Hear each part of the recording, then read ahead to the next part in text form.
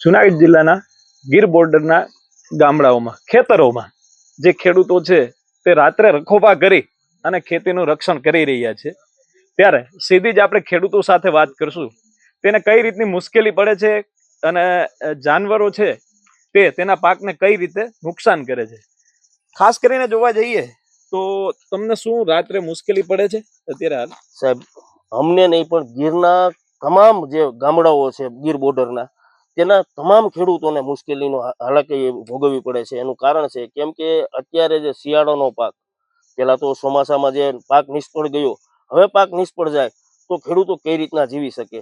એ માટે અમે 6-7 ખેડૂતો એક હારે ભેગા થઈ અને પાકનું રક્ષણ કરીએ છીએ. કેમ કે થોડીક વાર પણ તમને નીંદર આવી જાય તો રોજ નીલગાય, હેમર, પહુ, હુવર આ પાકનું નુકસાન એવડું કરે છે કે એની કોઈ સીમા નથી સાહેબ.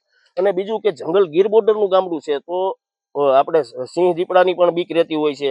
એ માટે બધા 4-5 ખેડૂત ભેગા થઈ તાપણું કરી અને આ રીતનું પાકનું રક્ષણ કરે છે.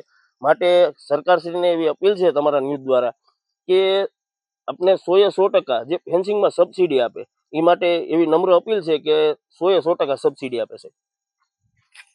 ખાસ કરીને જોવા જઈએ તો સિંહ દીપડા જનાવરોનું પણ ત્રાસ ગીર ખેતરોમાં રહેતો હોય છે, જેને લઈ અને ખાસ કરીને જોવા જઈએ તો ખેડૂતોને મુશ્કેલીનો સામનો તો કરવો જ પડે છે, પણ પાકનું રક્ષણ જે રાતે એકલા નથી કરી શકતા, તેની સાથે 4-5 કે આજુબાજુના ખેડૂતોને તાપણું કરીને બેસવું પડતું હોય છે. ત્યારે આપણે અન્ય એક ખેડૂત સાથે વાત કરશું. રાત્રે તાપણું કરીને આપણે બેસવું પડે છે. સિંહ દીપડાનો કેવો ત્રાસ? સિંહ દીપડાનો પૂરેપૂરો ત્રાસ છે સાહેબ. એકલા તો અમારાથી હવાય નહીં. એકલા આવીએ તો દીપડા ને એવું હોય એટલે અમને બીક લાગે. એટલે 2-3 જણા હોય, અમે ભેગા જ રહીએ. અમે તાપણું કરીને થોડીક વાર અમારા ખેતરે રહીએ, થોડીક વાર બીજાના ખેતરે રહીએ. એ રીતના અમે રખોલું કરીએ છીએ. કલાક દોઢ કલાક આટો મારીએ અમે. અને આખી રાત ખેતીનું કામ કર્યું હોય, દવા અને ખાતર ને એવું કર્યું હોય સાહેબ. એટલે અમારે રાતે તો અમારાથી જગાય નહીં, તોય છતાંય અમારે કરવું પડે છે આ પાકની હિસાબે, બરોબર. અને અમારે એક તો 6-7 વીઘા જમીન હોય, બરોબર. એટલે અમારે પુરવાર થાય નહીં. એક તો ચોમાસામાં નબળું હતું અને અત્યારે જનાવર હેરાન કરે. એટલે અમારે જવું કઈ બાજુ? એટલે અમે સરકારને એવું માન્ય કરીએ છીએ કે અમને 100% સબસિડી આપે એમ, ફેન્સિંગમાં આપે એમ. એક તો કમોસમી વરસાદ એનો માર, અને અત્યારે રવિ પાક, શિયાળુ જે પાક કહેવાતો હોય છે, તે ખેડૂતો આ રીતે રખોપું કરી અને ખેતીના પાકનું રક્ષણ કરતા હોય છે. ત્યારે એમાંય જો 1 કલાક કદાચ કોઈને ઊંઘ આવી ગઈ કે એક બાજુ ક્યાંય આંટો મારવા ગયા તો પણ પાકને નુકસાન કરતા જનાવરો આપણે જોઈ શકીએ છીએ. ત્યારે આપણે અન્ય એક ખેડૂત સાથે વાત કરશું. તમે કલાક આખી રાત તો જાગો જ છો, એમાં તમને રાતે કલાક પણ ઊંઘ આવી જાય તો શું થાય છે? એમાં અમારું કહેવાનું એવું છે, જો ચોમાસું કમોસમી વરસાદને કારણે એક તો આ નુકસાની, રવિ પાકમાં અત્યારે કહેવામાં એવું આવે કે જો રાતના અમે જાગી છીએ, બરાબર, તો બોર્ડર કાંઠાના ગામડાના હિસાબે દિવસે પણ ખાઈ જાય છે. આવી જનાવરની તમને કોઈ ત્રાસ છે અમારે, બરાબર. તો અમારા સરકારશ્રીને એક જ માંગ છે કે 100% ફેન્સિંગમાં અમને સબસિડી આપે. તમને કેવો અહીંયા જંગલી જનાવરનો કેવો ત્રાસ? અરે જંગલી જનાવરનો જો પશુની પાછળ દોડતા જાય છે, બરાબર, તો સિંહ હોય છે, દીપડા હોય છે, અમારો જીવનો પણ જોખમ હોય છે.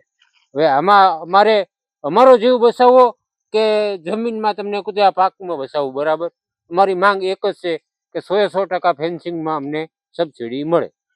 100% ફેન્સિંગમાં સબસિડી મળે તેવું ખેડૂતો જણાવી રહ્યા છે. ત્યારે અન્ય એક ખેડૂત આપણી સાથે જોડાઈ ગયા છે. 100% ફેન્સિંગમાં અત્યારે કેટલી ફેન્સિંગમાં આપને જે સબસિડી છે તે મળે છે? 33%. અને હાલ તમારી શું માંગ છે? 100% સાહેબ. નાના ખેડૂત હોય, નાના માણસો હોય, બધાથી 33%નું પોતાનું નથી થતું. એટલો પૈસો પણ હોવો જોઈએ ને. નાના ખેડૂત હોય, નાના માણસો હોય તો એટલું અમારે નથી થતું. એટલે અમે તાર બાંધીને કે ઝટકાના અચાનક પશુ આ પ્રાણીઓ જે આવે જંગલના એ હારતા નથી, તોડીને અંદર ઘરી જાય છે અને પાક બગાડી જાય છે.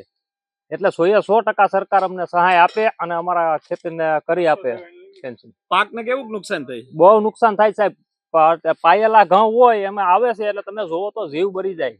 અત્યારે સોમાવું ફેલ છે. અત્યારે રવિ પાક માન કરીને હરેક ખેડૂતને ખબર હશે કઈ રીતનું વાવેતર કર્યું. મોંઘાદાટ બી, ખાતર, ડીએપી ના ભાવ કેવડા, ઉરિયા મળતું નથી, બધી મુશ્કેલીઓમાં આ રીતનું બધું ભેગું કરીને અમે વાવેતર કર્યા છે. ખાસ કરીને જોવા જઈએ તો હાલ છે તે આપણે ખેડૂતોને આપણે સાંભળ્યા અને જોયું કે ભાઈ જે જનાવરો છે તે ઝટકા હોય, ફેન્સિંગ હોય, કોઈ પણ અંદરથી આવી જાય છે અને રવિ પાક છે તે હજી પાકનું વાવેતર જ થયું છે ત્યાં તે નુકસાની કરે. હાલ એના આપણે દ્રશ્યો પણ જોયા છે. ખાસ કરીને જોવા જઈએ તો ખેડૂતોની માંગ એવી છે કે ફેન્સિંગની અંદર 100% સબસિડી આપવામાં આવે તેવું ખેડૂતો, ગીર કાંઠાના ખેડૂતો અહીંયા માંગ કરી રહ્યા છે. નિર્ભય ન્યૂઝ, યજ્ઞેશ ભટ્ટ, જુનાગઢ.